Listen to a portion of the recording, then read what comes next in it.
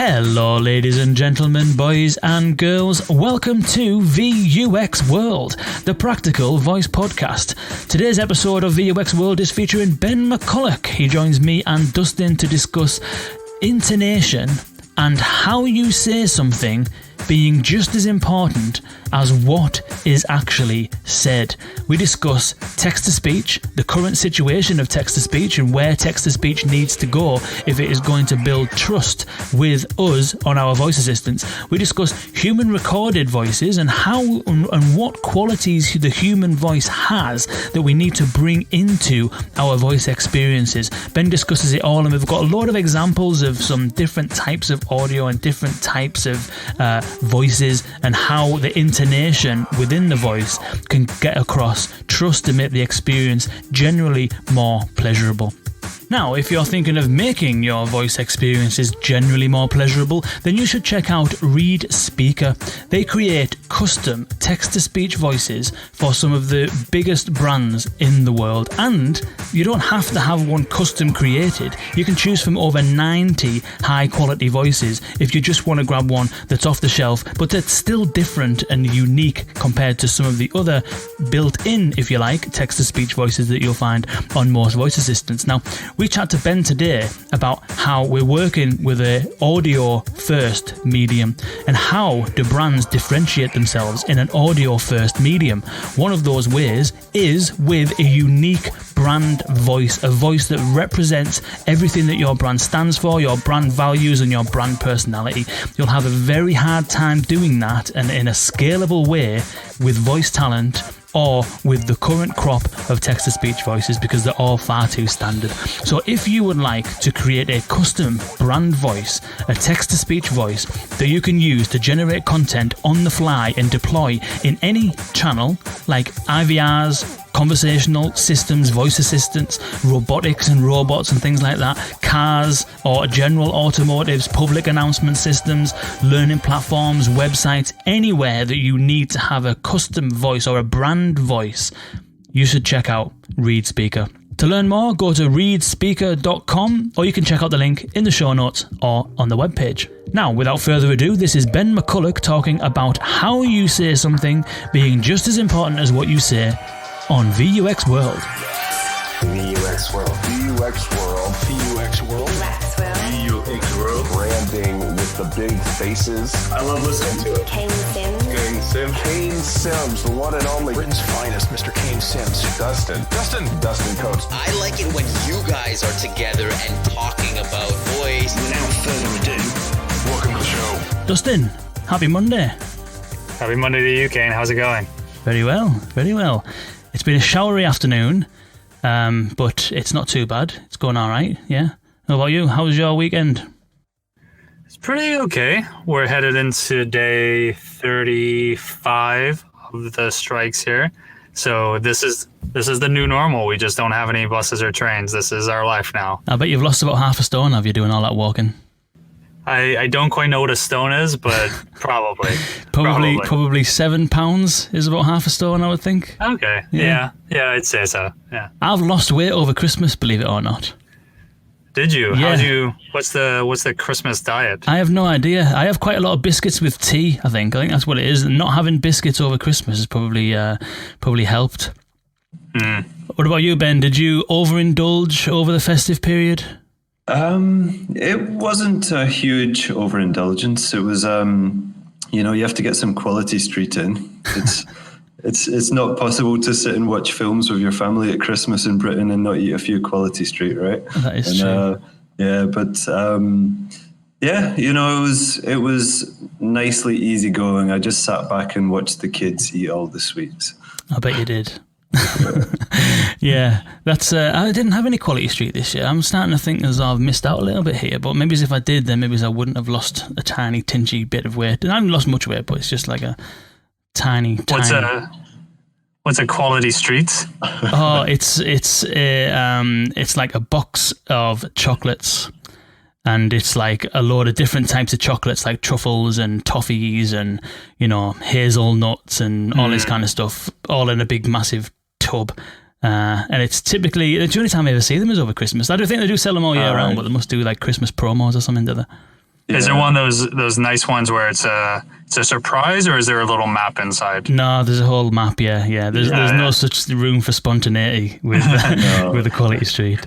And usually everybody knows what's their favorite flavor because they're all color coordinated. That's true. I go for blue or yellow. I never touch the red ones because I don't want the strawberry sweet. What about the green? Yeah, the strawberry ones are the bit to be avoided. Strawberry and coffee is always the last one left in the tub.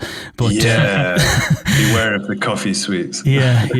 But I think the green triangle's got to be mine, or the purple hazelnut toffee little swirl thing, whatever it's called. And my daughter was collecting the coloured wrappers and making art from them, so that was nice. That's nice. Reusing it because they're all basically plastic and tin, aren't they? I think. Yeah, exactly. So not the best. But anyway, Ben McCulloch, welcome to VUX World, all the way over from, is it Czech Republic where you are? Yeah, that's right. I'm in a wee city called Brno. It's like the second biggest city in the Czech Republic. Right. After Prague, of course. But obviously not from there historically, given the accent. So you've been living over there for what, 7 years, you say? Yep, 7 years. So I'm originally from Scotland.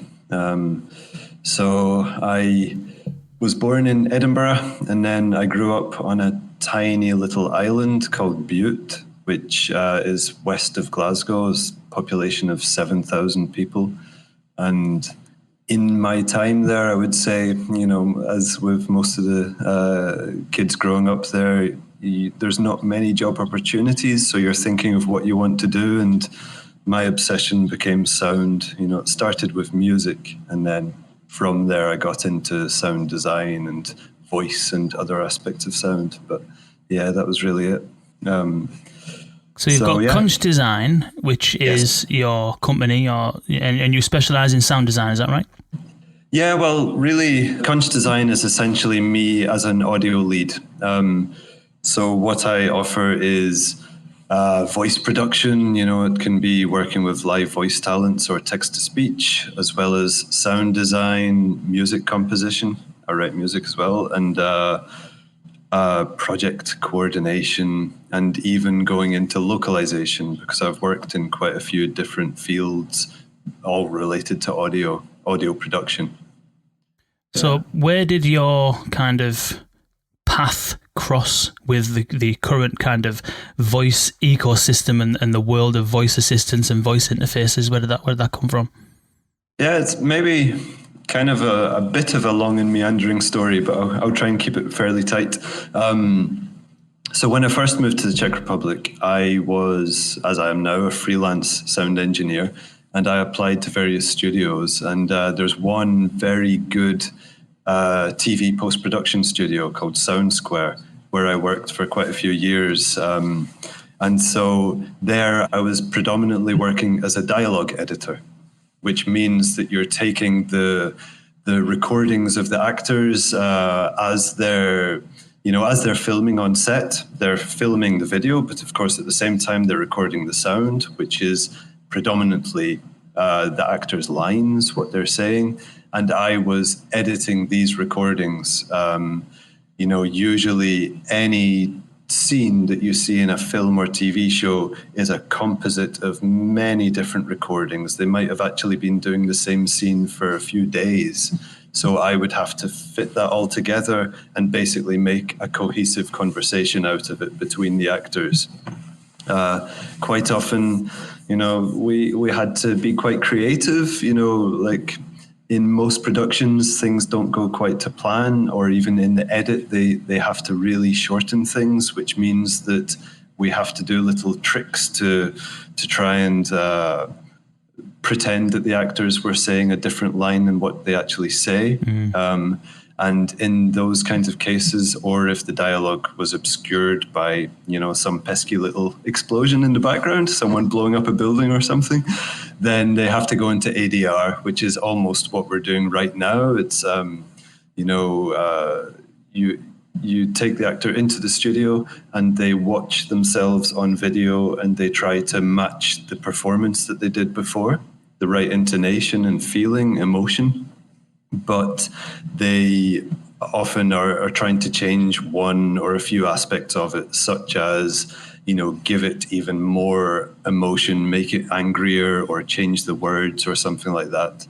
And I really loved that process. Doing dialogue in ADR, I got to work with actors like Sean Bean and Jeffrey Rush and directors like Ron Howard. And it was really thrilling and quite stressful at times because it's high pressured, but I loved it. And so let's just jump in and cut in for 1 sec. What does ADR stand for those people who are not from the TV world? Sure thing. It's most often thought to mean automated dialogue replacement, but there are actually, I think, a few, nobody's actually totally sure what it means. There are a few terms in film that are like that. One of them is MOS, which means they film without sound, but nobody actually knows why it's called MOS. Apparently it was a German director said, record this without sound, and it stuck. So, ADR is, automated dialogue replacement, let's call it that. And so it's essentially getting the actor to repeat their performance. With a big production like Lord of the Rings, they did that apparently for 90% of the dialogue. Basically everything was replaced to get a better recording quality and maybe alter the intonation and try and improve it. So you've got a lot of experience trying to take audio that was captured elsewhere and match it to a specific scene or environment. I'm assuming you record something in a studio, but the clip is set outside or in a bathroom or something like that. You've got a lot of work to do to make that dialogue sound not only as if it was spoken by the person at the time, but also to make it sound as though it's actually recorded in that same environment. Yeah, a huge amount. I mean, some of those tasks are taken by the mixer. I would just prepare it for the mixer and they would perhaps apply the echo that tells you the voice is in an auditorium or a bathroom or anywhere. But things like if we're having to re-record the actor, to get them to repeat their performance in ADR, then maybe they would come in and you can see that the two people on screen are perhaps 5 meters away from each other. But the actor just speaks quite quietly when they're in ADR. So we would have to encourage them, give it more projection. You've got to imagine that this has to get to the ears of this other person you're speaking to who's actually 5 meters away, just to make it more believable. It's all about believability. That's the main aim of it. It's not as much about any technical process as it is just about making believable characters and conversations that all serve the story, the intention of where this thing is, what the story is trying to tell. Does it make sense? Yeah, and is that how you got interested in voice then, in terms of you've had a lot of time crafting dialogue and editing dialogue? Is that how you were led to sort of voice, or was there something else? Yeah, there was another stage. As I was doing this, that was really my world, and I was very in it and enjoying post-production. But it's usually crunch atmosphere, long hours and so on. And so there was a lot of crunch, and then suddenly a big project we were supposed to work on just suddenly vanished. And my daughter was born, my first child, and I was suddenly thinking, I need to do something. So with my wife, we agreed to move from Prague to Brno. And when we got here, very luckily, almost as soon as we got here, I discovered there is one of the biggest localization companies, Moravia IT, they were bought by RWS, and it became RWS Moravia. So it's in the top 5 localization companies in the world. They were looking for an audio lead. So I got that job. And while I was working with them, I was doing localization projects for Microsoft and so on, where we were, taking their tutorial videos and converting them into all the languages of the world and coordinating voice actors to make these recordings and so on. And it was at that point that I discovered voice tech and voice interfaces, and I got really excited and decided that's what I want to be working on. That it was kind of one of these moments where you're just like, everything that I've been working on so far seems to fit into this new area where it's not quite so well defined. So I feel that what I know could be very useful. You know, I could be another useful voice, so to speak, in this area. So yeah, that's basically it. In the meantime, I do soundtracks for video games as well, indie video games. It's kind of a passion of mine to, you know, write music and create sound design. Cool. So what then struck you we've done a few episodes on sound design, and I used to sort of do like make music and stuff like that in the past and stuff. So it's always sort of something that's sort of near and dear, I suppose, to my heart. And it's something that I'm kind of always trying to bang the drum about a little bit. And when you first started taking a look at the voice industry, the voice ecosystem, voice assistants, given your experience with dialogue editing and working a lot with recorded language, if you like, what were some of the things that sort of struck you initially when you first come across things like Alexa, Google Assistant, stuff like that, from a sound or from a dialogue perspective? Yeah, sure. It's really interesting because, you know, the first time I heard text-to-speech, I was like, really? People are actually happy to listen to this? And that's just because I was spoiled. You know, I was working with very good actors, so I really heard emphatic voices who were focused on presenting things in a very good and strong way. So text-to-speech at first, you know, I've got used to it because of course it has its place. It's extremely useful by the fact that you can work very quickly, you can iterate quickly, and of course it's cheap, so it has its uses. This was one of the first things that stood out to me, and another thing is that the emphasis on audio, for me, it seems, and you know, I could have this wrong, so perhaps you can correct me, but it seems that not so many VUI designers are thinking that they're actually making audio. You know, for the end user, all they will receive is audio. So it has to sound good. It has to, you know, for example, a VUI designer could create their script, as in the words that the text-to-speech or perhaps a voice actor would say, and they could convince themselves that they've made a brilliant script, and it's like, hey, great, job done. You know, I've written something which really represents our design, what we want it to be. But then, of course, that's not how the user will receive it. They will hear it. And when you take your script and it's, you know, transferred to a voice, it is a transformation, and some things are improved and some things actually get you know, they need fixed. There are, you know, you can end up with the wrong intonation on a line in the script, which actually gives it a different meaning than what you intended. You know, if you're doing a healthcare app, I would say you have to be so careful to get the trust of the user and to make sure that they're comfortable giving intimate details. And if you're coming across like, you know, if the voice sounds like some kind of really, you know, brash or overly confident or perhaps even slightly angry type of character, then of course that's going to get the wrong result. You know, the way I see it is that you have the who, as in the personality of who is speaking. You have what they say, the script, and then you have how they say it. And these three things really have to work in sympathy with each other. You know, the intonation can really make a huge difference to the end result. So what you were saying then is at the beginning when you first heard text-to-speech is that it misses. So what does it miss? Does it, out of who is speaking, what is said, and how it's said, out of those three things, does text-to-speech fail on all of them, or does it fail on some of them, or where does it let itself down? Well,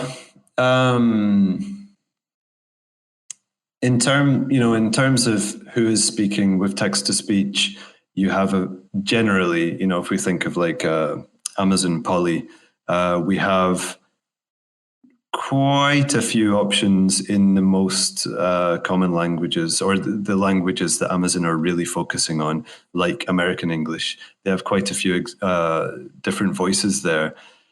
So with that, you could perhaps create some kind of persona, which is, represents the brand or whatever your aim of your design is. What the voice will say, that's really up to you. I think text-to-speech, it's not going to write the script for you, so that's not really so relevant. But then I would say the last part, how it's said, with text-to-speech, that's where the real challenge is, because if you take your line of script and put it into the text-to-speech engine with no SSML, and you play it back, then you might be lucky and you might get the right intonation and it might sound correct for the scenario. And if it isn't, how much chance have you got that you can fix it? How far can you go with SSML? There's no, as far as I know at the moment, Amazon have happy and sad emotions.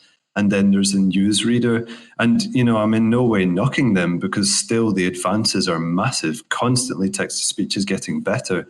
But from the point of view of creating the right intonation, with SSML, you really can't do so much. It's quite limited. You can't simply create some emotion which you're aiming for.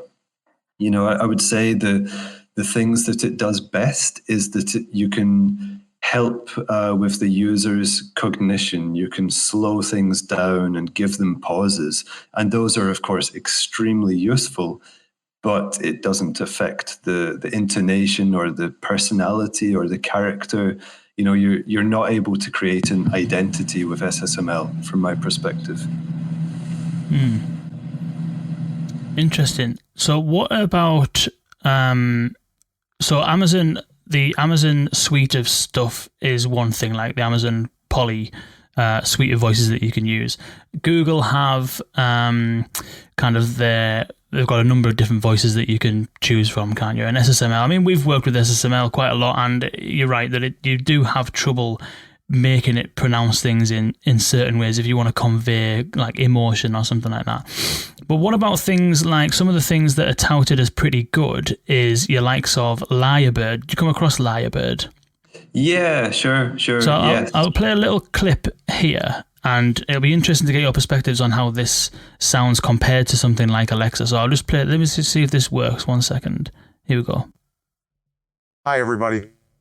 This night I am happy to share with you a small announcement about a cool startup called Liebert. They launched today their website where you can create a digital copy of your voice. They only need you to record 1 minute of audio. This is just the beginning, and they are working hard to improve their results. What about that? Is that better than Alexa sounding? Does it still sound fairly weak? What are your thoughts on something like Liebert? I know it's been acquired now, so it's probably not going to be available anymore, but, on the premise of a text-to-speech voice. Yeah, I, as far as I know, with their acquisition, it's something brilliant that they're working in a podcast company, which, it's Descript, I think, isn't it? So I think, yeah. And I know a lot of people are very excited about that. Well, the thing with that is that it's voice cloning, right?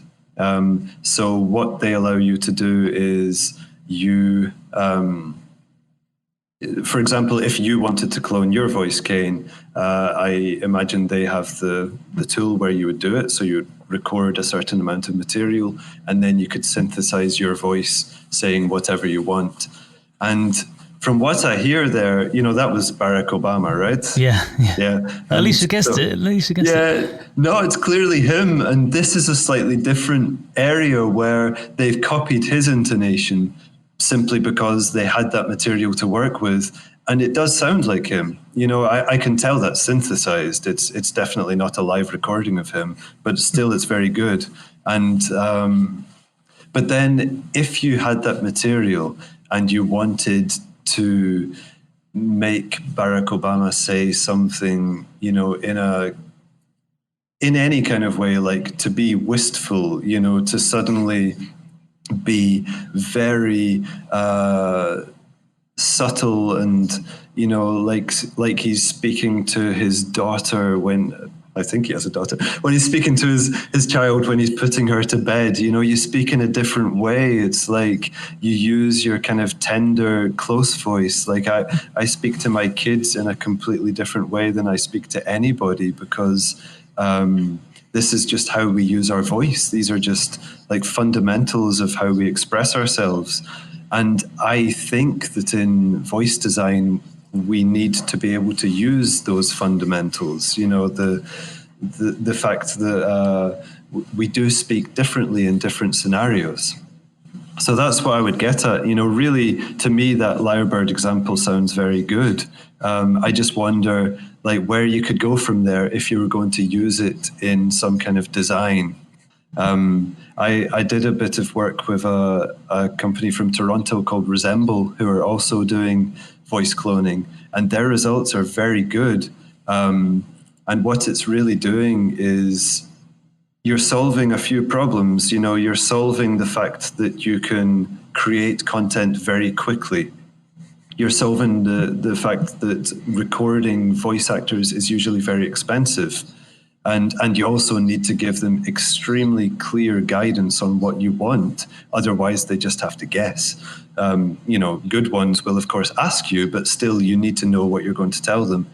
But I think what's happening is that we're solving problems, but the aspect of intonation, which if you hire a voice actor, you get their intonation as part of the fee. You get their personality and their intonation. They will look at your script and think of the best way to present this, and that's what you'll get. But if we use voice cloning or text-to-speech, we solve a lot of problems, but the intonation hasn't been solved. Someone still has to design that. And traditionally, using a voice actor, it would have been the actor, and now it's up to the designer. I even wonder if this isn't going to be a new job role in the future, because surely there's going to be a lot of content that's going to need this kind of manipulation to find how things should be said in different contexts. Maybe I'm just trying to create a job for myself, because I know it's exactly what I would like to do. But, I really want, it's like, if we have a lot of content that we need to say in the right way to really strengthen the message that's in the script, the best people for that are the voice actors, the voice directors, the ones who are really in tune with these nuances of voice. I think it took me quite a long time to train my ears to hear these things, because it seems that instinctively we know when it's wrong, but it's really hard to actually say how to improve it. It's actually one of the problems of working with audio, that we don't really have a well-defined language for talking about sound. If I can pick a little bit out of thread that you're saying here, and I'm making this up at the spot, so I may be way off, but when we think about Lyrebird or these neural voices that are coming through Poly now, if I'm understanding you correctly, it sounds like we're getting to a point where these voices sound real, but they don't sound human. Yeah. If we can make that distinction there. Yeah, it's the interesting thing. It's like it's becoming more and more convincing that you're listening to a real person, but that's kind of creating this interesting challenge that you can tell it sounds like a human, but there's something strange about it because it's so perfect sounding, but it has no emotion. I would say that one of the worst things that voice designers could possibly do is to try and convince the user that it is a real person, because there are these subtle clues that we pick up on. I wonder if maybe we could use one of the examples I've prepared for you, because I think this would be a good moment. Yeah. How do you feel about that? Yeah, definitely. Which one do you want to look at? Every breath you take. Right, every breath you take. It's called Sting. Sting. Alexa, Sting. Is that the one? Yes, that one, please. Right, okay. Queuing it up now. Here we go. Every breath you take, every move you make, every bond you break, Every step you take, I'll be watching you. Every single day. Every word you say. Every game you play. Every night you stay, I'll be watching you. Bit of Sting. Yeah, so What's you know wrong with the that? song, right? Well, I mean, if you imagine a scenario like if there's a skill which is a lyric skill, somebody knows their favorite song and they want to hear the lyrics. You know, there are many websites that do that. You can look up the lyrics to Every Breath You Take, which is, of course, what I did to get that material. But when you read the words on the screen, you know, you're essentially just reading the lyrics, or perhaps in your head you're singing along. But if you hear someone actually saying them out loud, it's like the intonation. For me, the intonation of Alexa there is a little bit creepy. It's like it sounds a little bit chilling. Whereas when Sting sings it, to me, he sounds almost paternal. You know, it sounds like it could be a song between lovers, but at the same time, he's like, I'm going to protect you. I care about you. I'm going to protect you. But the actual truth of that song, which he's admitted, is that he wrote it about a stalker. So there is a little bit of sinister kind of vibe to it. Yeah, it's just that the way he sings it in such a sweet and soft and caring way, I think is the reason why most people are completely unaware of what this song is actually about. I think, and I hope that none of your listeners are now unhappy about this, but I think, you know, people actually have this played at their weddings and so on. You know, and they're unaware of this fact, and it's like, it's an amazing song. It's brilliant and it's beautiful, and I can listen to it and forget this fact that he actually wrote it with that in mind. So the reason I wanted to share this with you is because the intonation of how he sings this song gets a different result than what he apparently actually wrote the song about. Right. And if it's okay, there's actually another shorter example I would like to play now, which is HAL 9000. Yeah, HAL 9000. Oh, Hal, do you read me? Do you read me, Hal? Affirmative, Dave. I read you. Okay, so very, very famous example of a voice assistant, so to speak, you know, HAL from the Space Odyssey film. And, you know, one thing I noticed when, you know, like 2 or so years ago, when there was a lot of discussion about these new voice assistants, was that people were going on, you know, Amazon Polly and putting in those words to get it to sound like HAL. You know, there's so much excitement about that. And really, you know, HAL, he sounds complete, you know, the actor spoke with no intonation. That was his point. He wanted it to sound just inhuman. And what happened was Anthony Hopkins, when he was researching Hannibal Lecter for the Silence of the Lambs film, this was his main inspiration for how Hannibal Lecter talks. He wanted it to sound like HAL, you know, with no intonation, and to sound basically like he has no empathy. You know, I'm not a psychologist, but my mum is a psychologist, and I was talking to her about this, and you know, I said to her, isn't it true that psychopaths, they can't feel empathy? And it's not totally true. It's of course more complex than that, but essentially their relation or their ability to empathize is different from most people. And so what I'm kind of leading to here is that, you know, if we have voice assistants who sound like HAL, then I'm kind of drawing the conclusion that we've got is the word unempathetic or unempathetic voices who are perhaps something like a serial killer. You know, and I'm not saying that everybody's skill sounds like that, but it's something we have to be aware of, that you know, if the voice has no empathy, then it could have that effect on people, that it's chilling. It's like the flip side of it is that sometimes, you might actually really benefit from not having an over emotive voice, because that might actually put people at ease. You know, I can definitely see the value in that sometimes we want the persona and the way it speaks to be as subtle as possible so that people don't really focus on it. You know, there's definitely a line to be drawn. Yeah, it is I mean, if Alexa, Google Assistant, Siri, all of these voice assistants, if they are to become what these companies would like them to become, which is essentially the companion that is with you at all times, that can be there to serve whatever need you have at any point in time throughout your day, wherever you are, then maybe there needs to be some degree of relationship that you have with it. And it seems as though, from what you're saying, intonation and empathy are all things that contribute to a voice assistant being able to build that kind of relationship with people that will have them using it and having a bond with it over time. Is that right? Yeah, that's what I feel.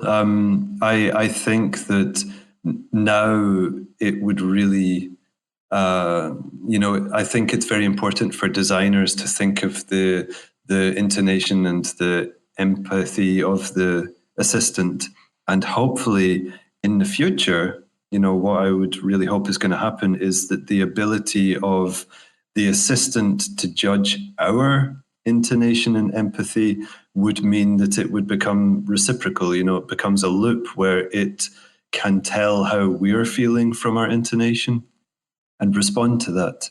I really feel, this is how we talk. If I'm speaking to you, Kane, or Dustin, and you tell me you've had a terrible day, I'm going to change my vocal intonation, and I'm not going to think about it. It's not going to be a choice. It's just going to be simply the fact that, as humans, we do care about each other. We do, and our voices are so expressive in that way. But I think that for many people, they've never really had to think about this or listen closely to it, because we just do it. It's incredible how expressive we are with our voices. We can do so much with them without really considering what we're actually doing. You've got some Kickout examples here. Yeah. What are these Kickout exampple? Should we have a look at these? Yeah, these are interesting. This is more about branding. Okay. So I think it's a very good example, because KitKat have that slogan, have a break, have a KitKat. Right. And this hasn't changed for, I don't know, apparently 60 or perhaps more years, because on these adverts, they've been using it. Like, the earliest I've got here is from 1962. So really what I was wanting to show with these examples is how you can get a different feeling from the same words depending on how it's said. The same branding slogan. Mm-hmm. Okay. So maybe if you wouldn't mind starting with the 1962, if we go and maybe have a break, have a Kit Kat. Very 1962, that, isn't it? Exactly. It's like if this voice, if this was used now, it would sound ironic. Nobody talks about that anymore. Have a Kit Kat.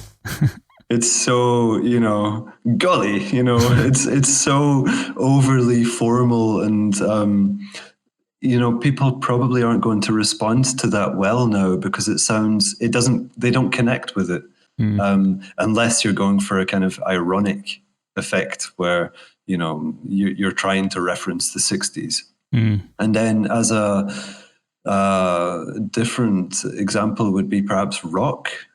Rock. Here we go. However you break, have a break, have a Kit Kat. Yeah, so much more energetic and, much more like somebody who you could be sitting next to in the pub, Yeah. Almost felt as though he was trying to be a bit cool with that, the little, have a Kit Kat. It was like, Yeah.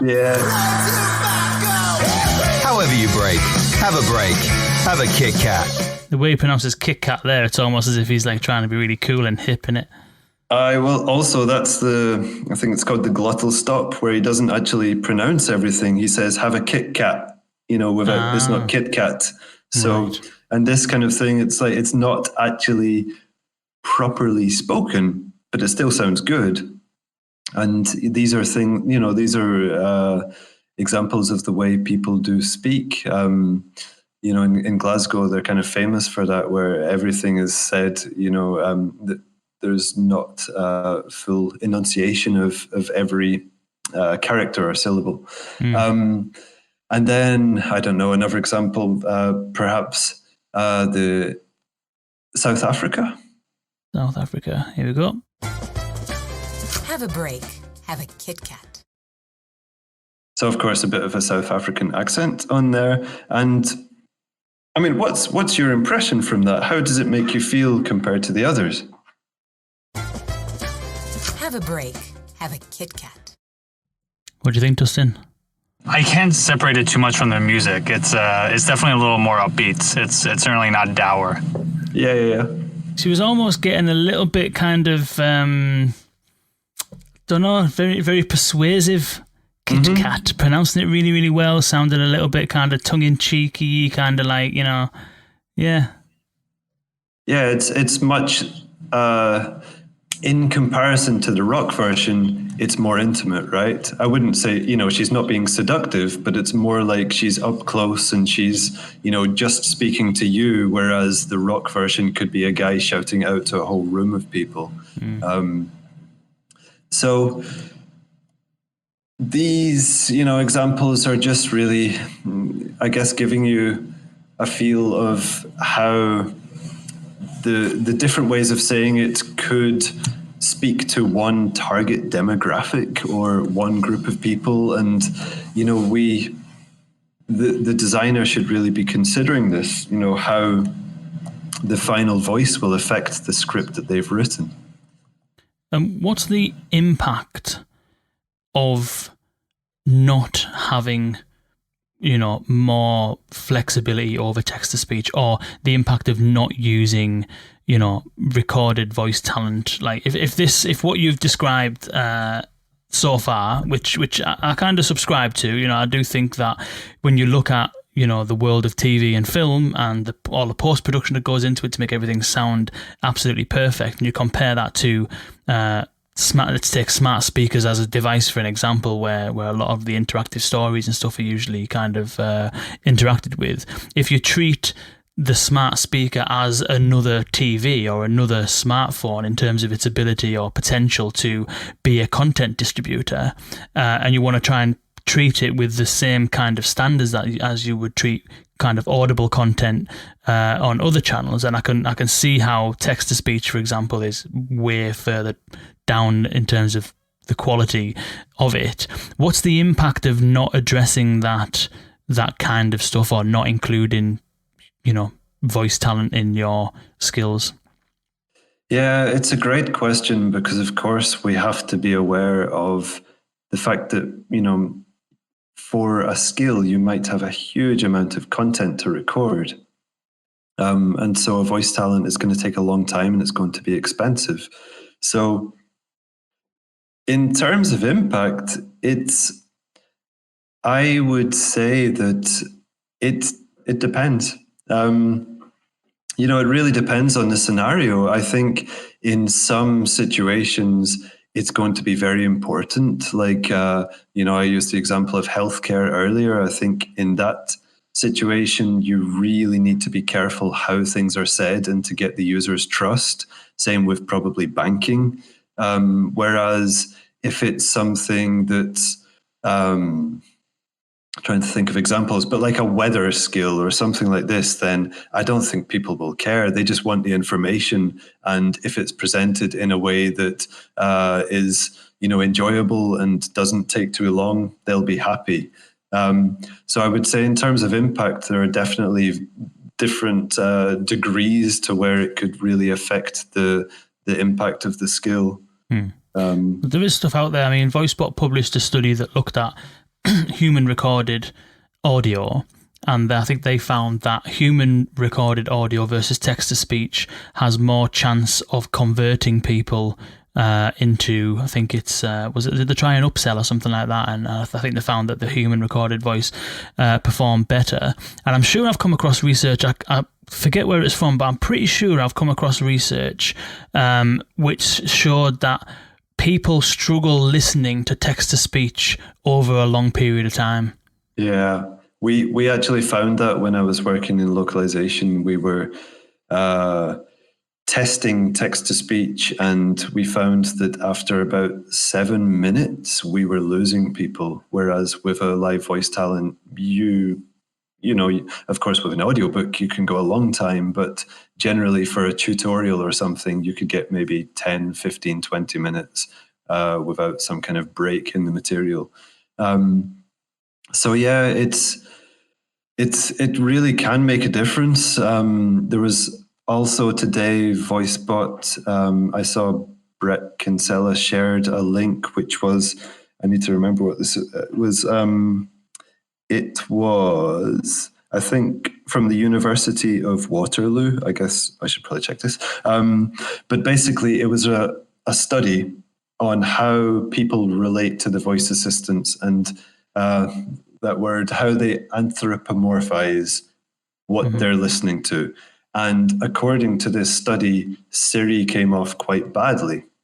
Oh, yeah, I see that. Yeah, University of Waterloo study found consumers believe Siri is disingenuous and cunning compared to Alexa as genuine and caring. I would really love to read that report and find out more about it, because it seems that they've only just released this little trailer, and they're actually going to present it, I think, in April. But that's really it. Like, people are listening to this voice and they are imagining who they're talking to, even though it's a synthetic persona. It doesn't actually exist in the real world. And that's apparently what all users do when they speak with a voice assistant. It's in the Kathy Pearl book that, there's no such thing as a voice assistant with no personality. The user just imagines who they're talking to and fills in the gaps. So I would say that the designer really needs to consider this and make sure that it's going in the right direction. You can't design every little tiny detail, but you need to make sure that you're not getting the wrong result. You need to consider the unhappy paths where the way that the assistant is speaking isn't undoing your good work when you designed it and created your scripts. So is that the solution then? Is that, from what you were saying just there, in terms of different things require a different approach? So for the weather, you mentioned text-to-speech might be fine, but for something that is maybe a little bit more long form, you might want to think about voice actors. Is the solution to just take it on a case-by-case basis and use the appropriate voice talent depending on your scenario, or is there still a case for pushing forward the kind of innovation on the text-to-speech and hope that somehow at some point we'll be able to control all kinds of intonation kind of features with text-to-speech? Yeah, it's another great question, because I think, text-to-speech is going to be used more and more, as is voice cloning. They're very similar technologies in my eyes. And I would say that we have to use text-to-speech because it's so convenient, and especially on quick projects where there's lots of iterations, you really need that instant result. I would say that a hybrid approach, that's probably where the solution lies. If you have material that you're sure this isn't going to change, then why not get a voice actor to read it in the most engaging way possible? And then that becomes a sonic logo, so to speak. It becomes familiar that users come back to, and they relate it to your material. Whereas if there's something which you're going to, that you're going to have to adjust and improve upon, or that there will be new material added, then probably text-to-speech or voice cloning is the best way. And I would say that voice cloning itself, it does kind of straddle the two areas where you can use a voice actor and then synthesize new material based on their voice. If you use, Liebert or Resemble or voice cloning technology. So yeah, I would say it's going to be a hybrid. I think text-to-speech, considering how much development is happening in that area, it's just going to get better and better. I have no doubt. And of course, now they have two emotions. This is only going to get better and better, I hope, to the point where we will be able to design quite human-sounding emotions, if that makes sense. And, it will need to be designed. Suddenly you're going to be the designer looking at 200 or so emotions and all of the shades in between. And then what do you pick? What's suitable for the scenario? So it's almost as though the job of the designer becomes not just the flow and the kind of general, I suppose, structure and the dialogue, but then it's more around the delivery of that dialogue as well. Yeah, how it engages the user at that point in time. Well, your thoughts, Dustin? You seem fairly quiet. Are you soaking it all in and thinking about it, or are you sitting on the fence a little bit? What's your thoughts? No, I think this is fascinating. Unlike you, Kane, I don't have as much expertise in this field, but certainly it's interesting to see where technology fails today and think about where it might excel in the future. It's a little scary in a sense. We talk a lot about deep fakes, et cetera, but if we do get to the point where we already have photos that are of fake people that look like real people, what happens when we have voices that sound like real people? I think certainly, we talk a lot about duplex, right? And that sounded really real, but it is within a very, I think you would say this, Ben, it was within a very narrow domain. No one's calling, duplex isn't calling anyone crying, right? But it will be exciting to see, and maybe a little bit frightening as well, to see where this heads. Yeah, just to comment on that, of course, I really hope that it doesn't go into areas where it's manipulating people in an extreme way. Of course, who knows what will be done with it. But I would say just to create empathy with the user on a, like if you go into the shop, any shop that you like to go into, there's probably someone who serves you there that you like, that you go back to them and you don't have any kind of dramatic conversation, but you feel that this person is serving you well, like they care about you getting a good experience. And that's how I see this, that it's not about any kind of extremes of emotion like you would get in a film, in dramatic media. It's more about the subtleties and the way that we just naturally talk to each other. We manipulate our voice just to draw each other in closer, or to make something seem lighter than it actually is, just because we don't all want to be serious all the time.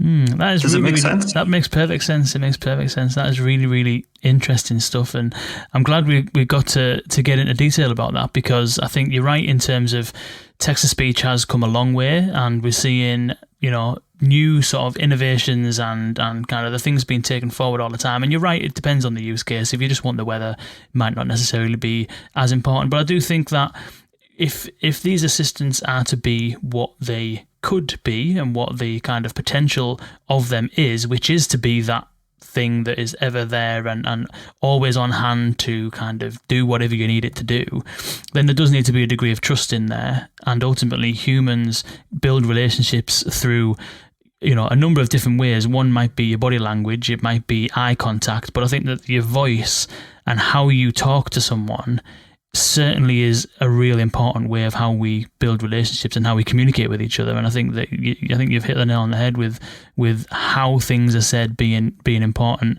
just as important as what's actually said in the first place.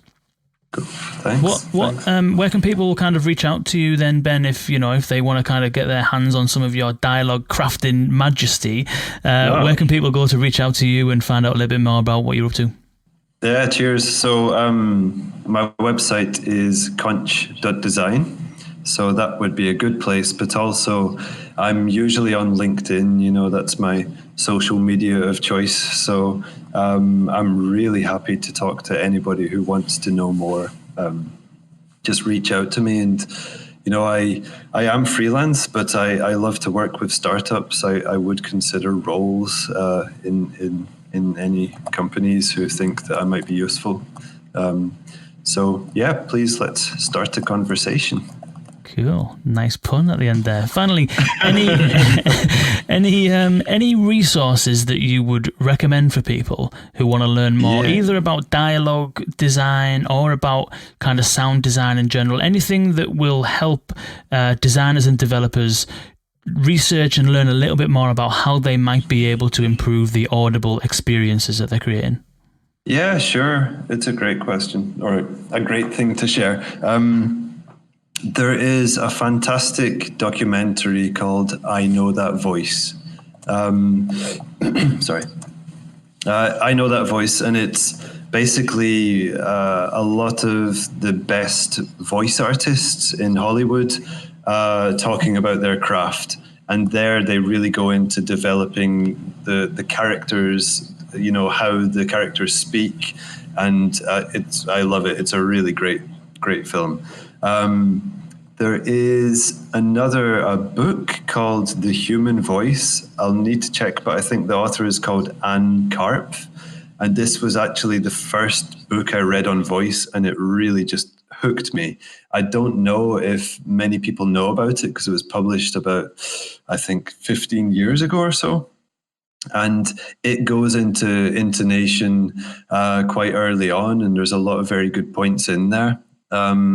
So these two, I would say, are fantastic. But of course, really, we don't have to go far to listen to people talking, Like, I remember you had a great podcast with, is it Man-Made Music? Joel Beckerman. Yeah, and he said, he advised people just go and listen to the world and, open up your ears. And it's really the same. You can... It's maybe not advisable to sit on a bus or a subway and listen closely to what people are saying around you, but it's very easy to catch snippets of how people talk to each other. Even if you're in a shop, in a queue, listen to, how the shopkeeper speaks to the customers, and is it good? Is it bad? Are they doing it right? Or a doctor, I've had very good and very bad experiences with doctors where sometimes I didn't feel that I trusted them.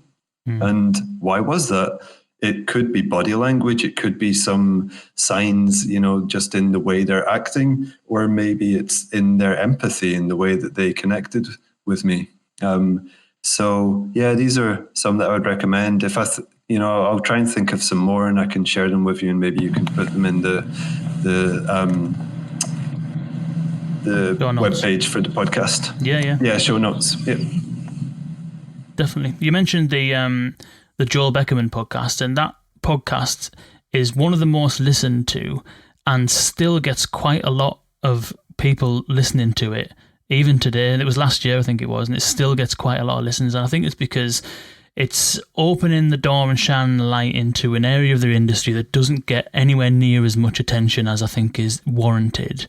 And I think that this conversation that we've had, delving into text-to-speech, recorded voices, and the importance of how you say something to build relationships with people, to encourage that long-term engagement, I think this is just as deep and just as valid as the conversation we had with Joel Beckerman. So I'm confident that this is going to be one of those evergreen conversations that people will still be listening to this time next year, without a doubt. So Ben, thank you so much for joining us. It's been absolutely immense. Thank you so much. Thank you. It's been a pleasure. It's really lovely to talk to you. And I really hope that this is going to be useful to your listeners. Yeah, thanks so much, Ben. that was Ben McCulloch of Conch Design. Thank you, Ben, for joining us.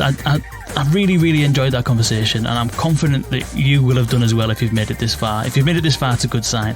I mentioned at the end there that the episode we did with Joel Beckerman was one of the most downloaded and listened to podcast episodes, and I'm confident that this will be too. And the reason for that is because what we've been trying to do is to bring some voices to the podcast that can challenge what we might see as the norm. And I think that we do see text-to-speech as the norm. And whenever Alexa or Amazon announce that there is a new emotion or the newsreader voice, it gets, to be honest, well-warranted publicity.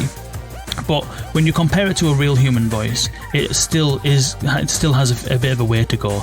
And I think, the research that VoiceBot did looking at human voices versus text-to-speech voices was an interesting study. And I think that Ben's experience in dialogue editing and working with dialogue for so long in different languages and different locales, he's got a really, really interesting perspective. And when he said at the very beginning, he said that the first time I heard text-to-speech, I thought he was going to say, I thought, oh my God, this is fantastic.